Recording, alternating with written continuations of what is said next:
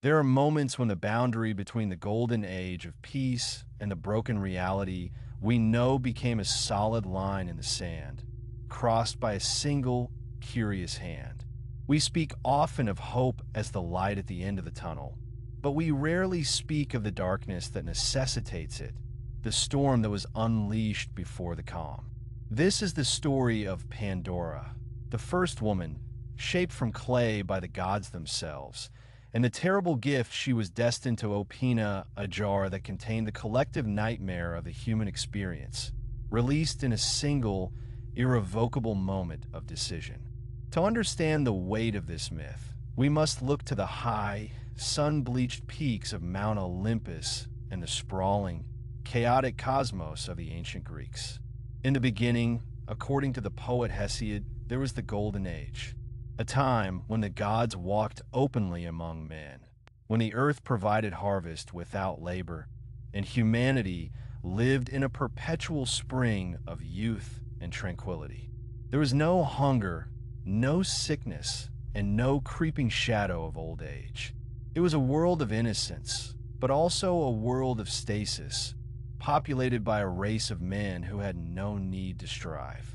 Into this pristine, static garden, a new element was introduced not by chance, but by design.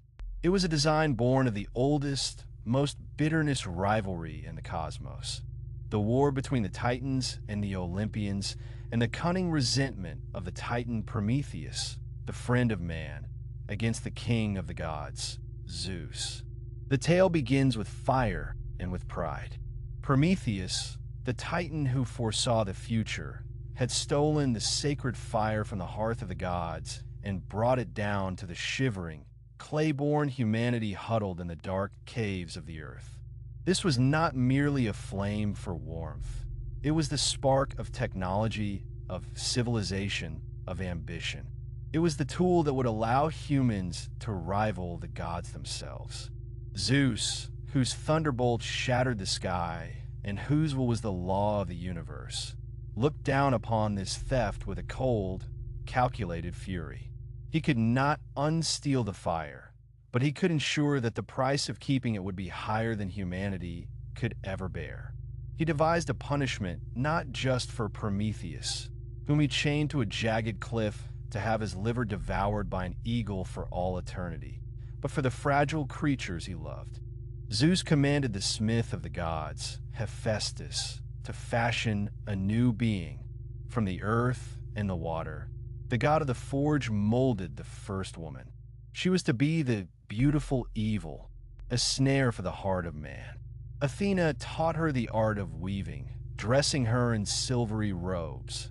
Aphrodite poured grace and longing into her limbs, making her a creature of irresistible desire.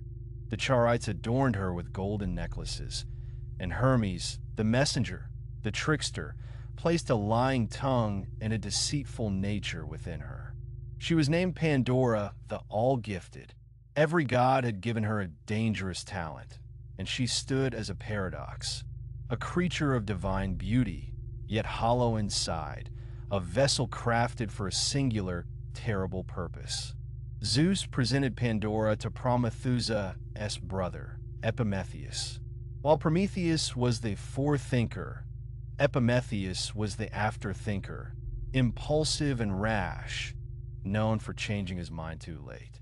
Prometheus had warned his brother never to accept a gift from Zeus, knowing the king of the gods was treacherous to his core.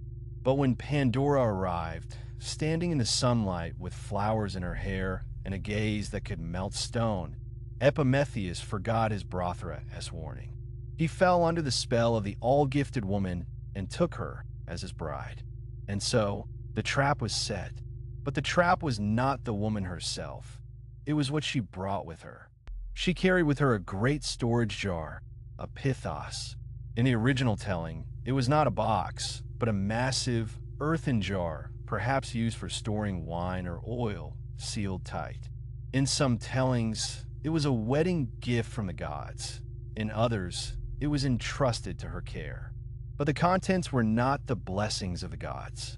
Zeus had filled the jar to the brim with every conceivable sorrow, every malady, and every sin that had been locked away from the Golden Age. Sickness was in there.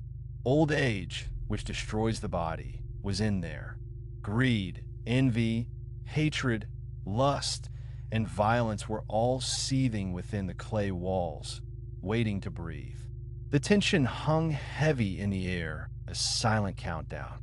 Pandora lived with Epimetheus in a world that was still, for a moment, peaceful. But the nature of the gods and the nature of the curse was that it could not remain hidden forever. It was Pandora's curiosity that eventually cracked the seal. It is the fundamental human flaw, the need to know, the need to see what is forbidden, even when we know better. Imagine the scene. The room is quiet, dust motes dancing in a shaft of light. The jar sits in the corner, heavy and imposing. The lid is loose. Perhaps it was the whisper of Hermes, or simply the itch in her own fingers, but Pandora reached out. She touched the cold clay. She felt the vibration of the contents thrashing against the prison. She lifted the lid. The effect was immediate and catastrophic. It was not a slow leak. It was an explosion. The lid flew back, and the spirits of the jar did not crawl out. They burst forth like a swarm of locusts, dark and buzzing. They shrieked as they hit the air of the world. They flew out the window. They slithered into the cracks of the earth. They sunk their teeth into the flesh of the people outside. Suddenly, the golden age shattered. Men who had been young began to wrinkle and ache. Peace was replaced by the sudden, sharp violence of arguments turned to bloodshed. The air grew thick with the smoke of burning cities and the cries of the sick. The world was transformed from a garden into a battlefield. Pandora watched in horror, her hands still gripping the rim of the jar, seeing the beautiful world turn gray and cruel before her eyes. It was the death of innocence, witnessed by the one who held the knife. Terror seized her. Realizing what she had done, Pandora slammed the lid back down. She forced it shut, trapping whatever remained inside. But the damage was done. The world was now swarming with the ills that plague us to this day. However, the myth does not end with only despair. When Pandora, trembling and weeping, looked back into the jar, she heard a tiny voice. A fluttering, delicate sound remained at the bottom. It was not a spirit of evil, but something else. Zeus, in his ultimate cruelty, or perhaps in his strange, divine mercy, had placed one last thing at the bottom of the jar. That thing was Elpis, the spirit of hope. There's a great debate among the scholars of antiquity about what Elpis actually meant in that jar. Did the release of the evils mean that hope was also released upon mankind to help them endure? Or, in the darker, more traditional reading, did Pandora actually keep hope inside, trapping it so that humanity would have to suffer without the comfort of expectation? The most common and most potent interpretation for the human heart is that hope was the only thing that did not escape. It stayed inside the jar, caught under the lid. But why? Some say it was to ensure that humans would never lose hope completilia, that it would remain a preserved treasure, something we could always reach for even when the other evils swarmed us. Others say it was a curse, that hope is the cruelest of all evils because it prolongs the torment of man, keeping us struggling for a better future that will never truly arrive.